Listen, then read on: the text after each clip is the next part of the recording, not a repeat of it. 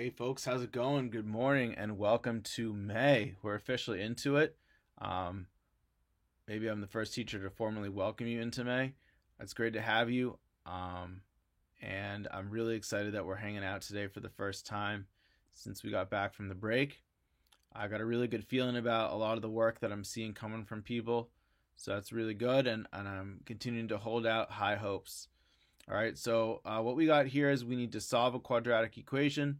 4k squared plus 23 is 7. And we need to write an explicit and recursive rule for these two sequences.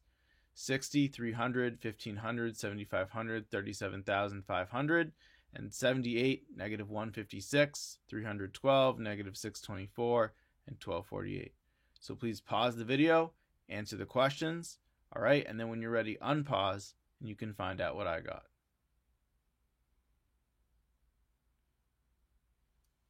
Okay. So the first one's solving a quadratic equation. I'm going to use the square roots method, and the reason I'm going to do that is because there's no b value, so I can, and that generally is a lot more straightforward of a method. So 4k squared equals negative 16. That's going to immediately tell me that there are no real solutions. There are no real solutions. In other words, k is not a real number, and you could actually stop at either one of these. You could also solve it. Technically, you do need to still get, well, okay, I jumped the gun.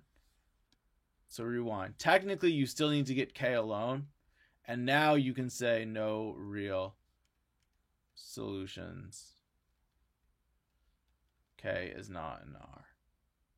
So one of those two. Now, the reason I said that is because I got here and I noticed, well, look, this is positive. So I'm never going to get this to be a positive number again, right? Dividing by a positive doesn't make it positive. So I write no real solutions at that point. But technically, yes, if this was a negative 4, then it would have become positive. So that would have changed how things look. So if I want to find the actual all solutions, I could square root it. So I get k equals, I put the plus or minus, and then negative 4 is equal to negative 1 times 4. And the square root of negative 1 is equal to I. And the square root of 4 is equal to 2. So it's plus or minus 2i. Okay? And if I check my work, if I square 2i, so I get 4 times 2i squared plus 23. So 2i squared is 4 times negative 1, which is negative 4. So it's 4 times negative 4 plus 23. So it's negative 16 plus 23, which is 7. And if you plug in negative 2i, it's the same thing because the negatives cancel. Okay, so we definitely got this one right. It's plus or minus 2i would be accepted. No real solutions would be accepted. K is not an R. You have to use K, though, because it's the letter, would also be accepted. All right, down here, remember, you start by identifying first your first term. Actually, the order doesn't matter, but you do need to identify first before you begin the process of doing the explicit and recursive, the first term and the common difference, right? We multiply, or rather the common ratio, right? We're multiplying by 5, 60 times 5, 300 times 5, 1500 times 5, and then we're starting at 60, okay? So first, let's do our explicit rule. We set up our f of n is equal to a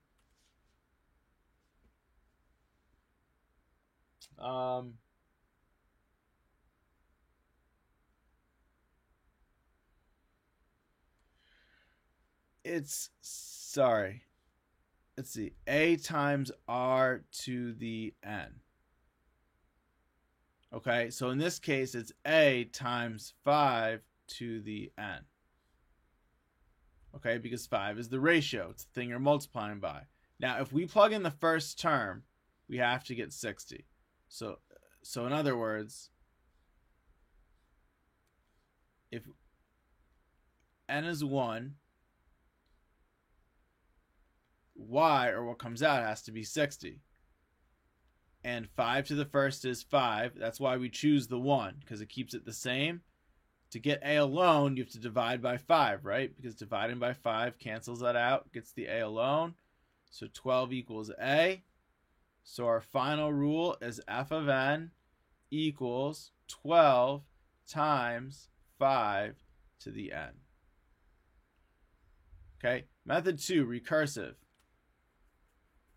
So recursive rule, first you tell me your first term. So the first term is 60, and then each other term is the one before it times 5. Okay, last problem here, we got to do this geometric sequence. So here, again, identify the first term.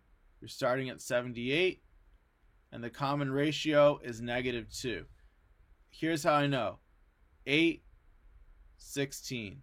That tells me, right? 7 times. So I just choose 2. I'm basically like, so you basically just choose any 2 terms and think about how would I get from one to the next. So for example, notice how, first of all, they're alternating. So you need to have a negative, right? Here, they weren't alternating. So I wasn't worried about that. Here they are, right?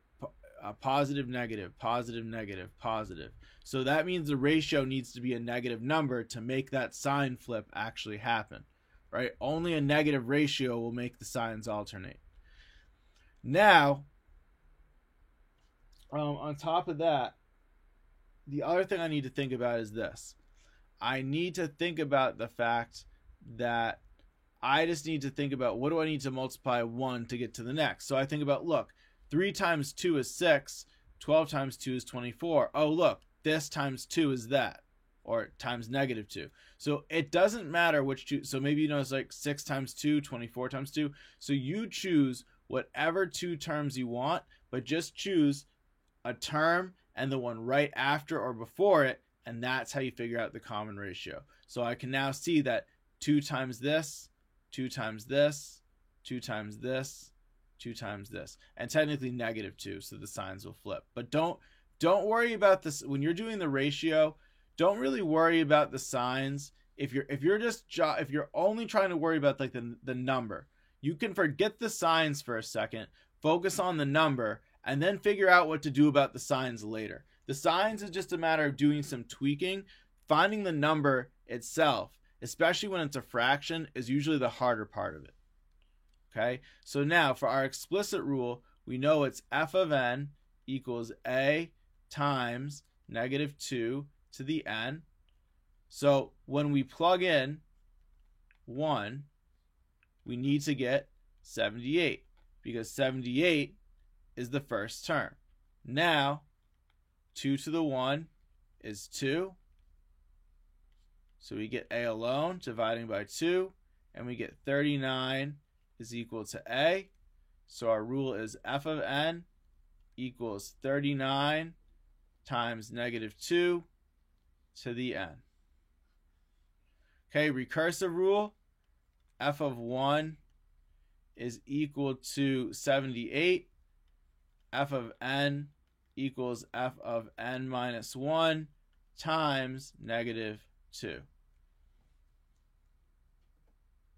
All right, so hopefully you're able to get these all right and you found this video to be helpful. Again, just continue to work on your big skills here, and just please be listening out for any more information from administration or from me or from others about how we're going to proceed as we continue to move forward with the COVID-19 closure. But best of luck. Don't forget to love math, and remember, you can do it. All right, folks, until next time, have a good one.